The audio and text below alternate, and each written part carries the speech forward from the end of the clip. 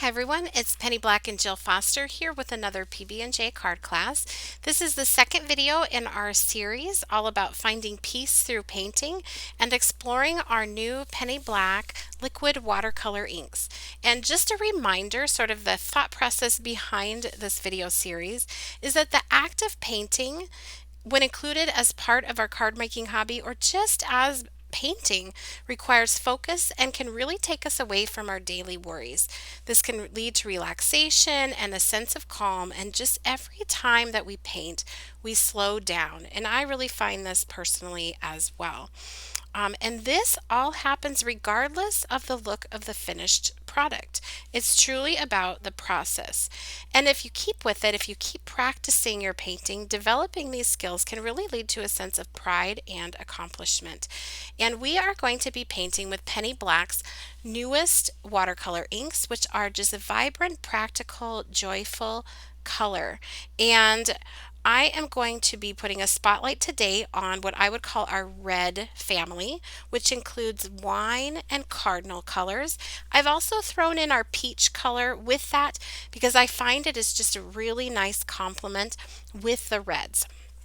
So to begin, I'm just going to give you a look at each of these colors. We have the wine color, and they just come in a bottle like this, a nice big bottle so you never have to worry about running out of ink. The cardinal color, and then again, like I said, I have pulled in the peach color to work with these. It's a really nice complement, and there they are on my little cheat sheet. And if you or sort of like a swatch sheet, I guess you could say, and if you'd like to know more about my setup here in my palette and just more in general about these particular inks, be sure that you watch the video. I'll link it for you down below with an introduction to these inks, and it'll really go over the different colors and how you can use them together, and like how to set up the palette and just lots more information. So I will link that for you down below.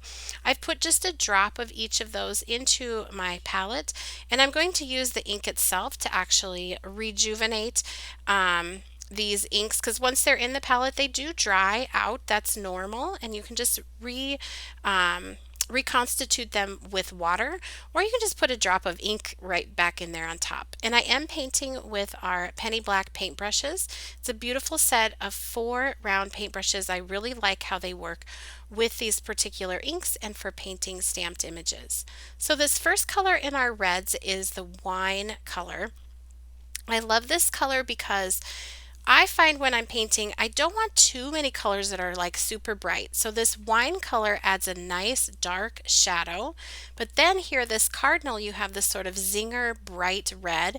And if you notice there, as it fades out, as you add more water and get that blend, it doesn't go too pink, which makes me so happy. And then here's a look at that peach color, and you can see how that just works so nicely with those reds. I've also practiced and shown some examples with these colors. What I love is you can use them individually, just by themselves. You want to paint a flower, pick one and paint the flower. Or you can blend them together or with different colors. So that was just a look at a few of those on some die cuts. So now that I have these ready, I have my stamped image. I stamped this onto Canson 140-pound watercolor paper using Memento Toffee Crunch ink, and I have added using a PITT artist pen, which is just like a waterproof pen with an extra small journaling tip. I've just traced over those black parts in the center so that they were just a little more vibrant as I painted. But by stamping in this lighter color ink, it will give the overall design sort of a no-line watercolor look. If you're new to painting or that stresses you out, just stamp it in a dark color or stamp it in black and paint it in. So to start with, I'm going to grab the cardinal ink, and my brush was fairly dry as I grabbed that, and I'm going to put that where I want it to be darkest, and I'm going to work petal by petal. So I'm putting that ink down where I wanted it to be darkest, and I am showing this here in real time.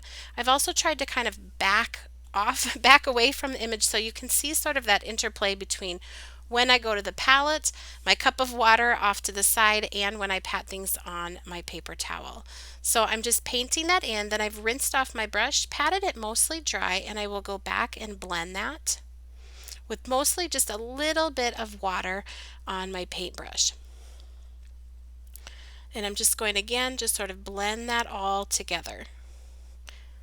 And you can see how as you are painting in these images, it really does just help a person, at least it helps me, to just slow down.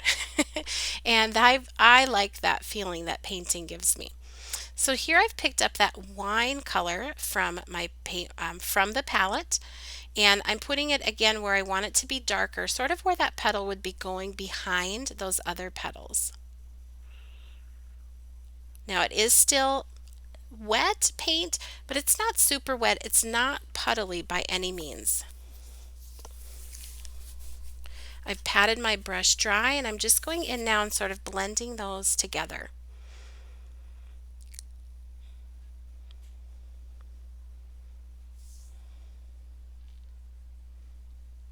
And if you like how something is looking, what I recommend is just hit it with your heat gun for a little bit and let it dry it. It almost freezes it exactly how you want it to be. It's also nice that way too, if you're working petal by petal, it will be dry as you move on to the next petal so they won't blend together. Or you can do like I'm doing here, once it's dry, just putting in that wine color right on top, and it's staying even darker this time because what was underneath it was dry. I've rinsed off my brush now and I'm just going to sort of blend that out towards the edges of the petal.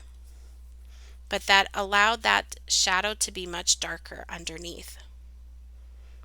And you can see at this point we've used just those two reds together, and everything is staying that nice red. It's not turning into a pink in that lighter area of the petal.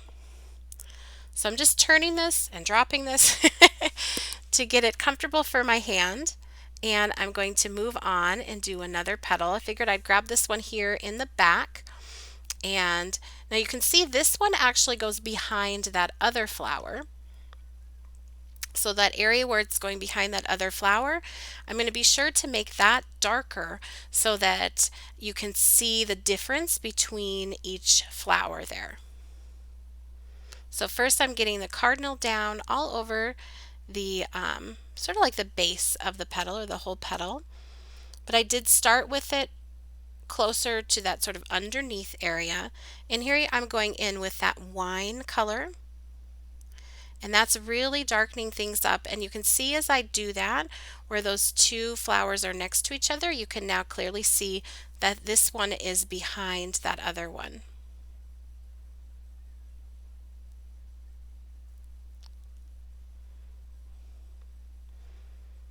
So I'm just going to dry that. And then I will pick up that wine color again.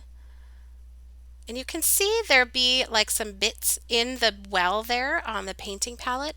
That is okay. Those are like the most concentrated bit of color where it's dried and it's starting to get reconstituted.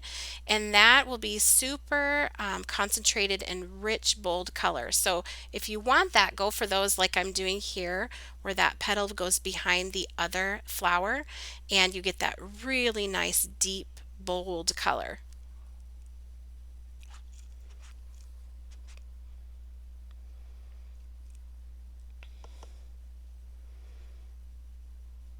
So we'll do another petal here. I wanted to show you enough that you could really get a sense, or if you wanted to play along, that you could as well. Now these flowers are from our Finest Petals stamp set, and what I will do for you is down in the YouTube description box below, I will link all of the penny black stamps and dies and everything that I'm using, as well as all of the inks that I'm using in this video, and I will list all of the other supplies I'm using, so like the paper, the inks, I will list all of that for you too. So if you have a question about what I used, be sure to look down in that YouTube description box below.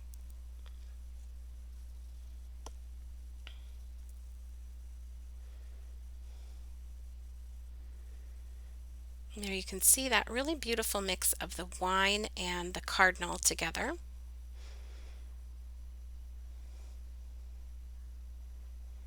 And you definitely don't have to use those two colors together. You could just pick one and paint in the flower. If you didn't see my video where I highlighted the pinks, make sure you check that out. I do show how you can do an entire flower with just one color. So I'll link that for you down below too.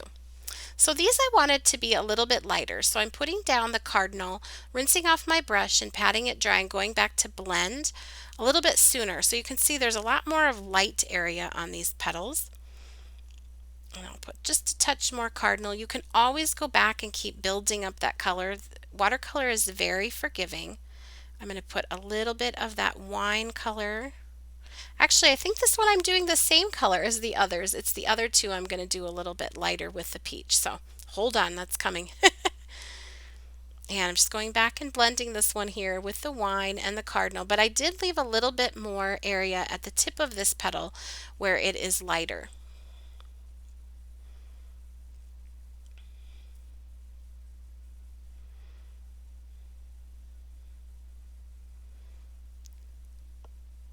Now here I'm going to pick up the cardinal and I'm going to put it towards the center of the flower where I want it to be darker, just a little bit of it, not too much.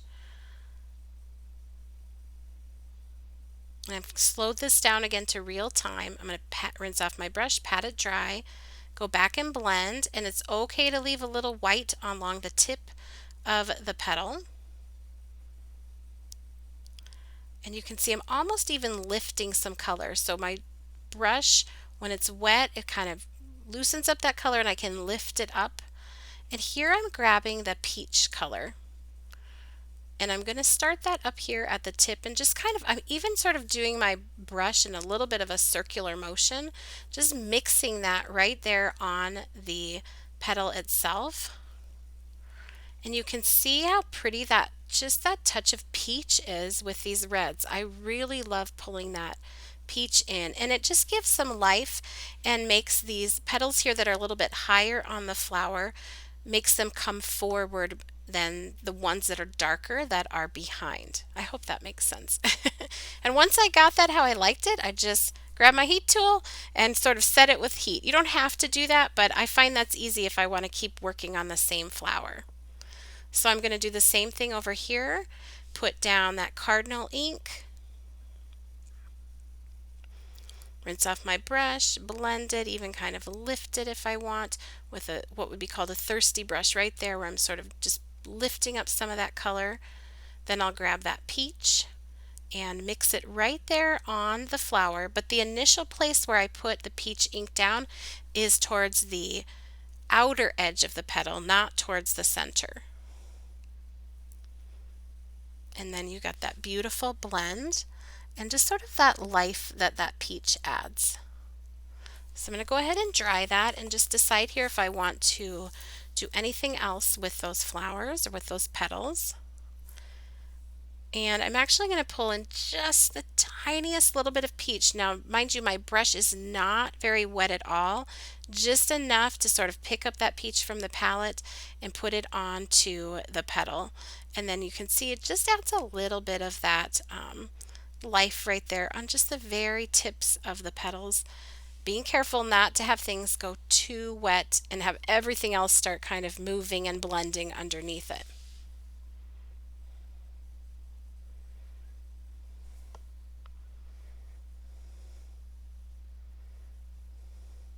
Here I'm grabbing the black just to paint in the center of the flowers.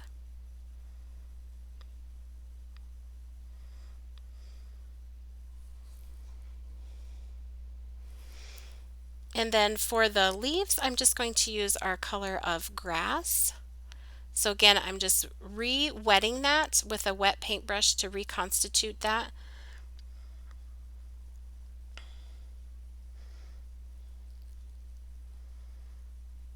And I will put that down at the base of the leaf first.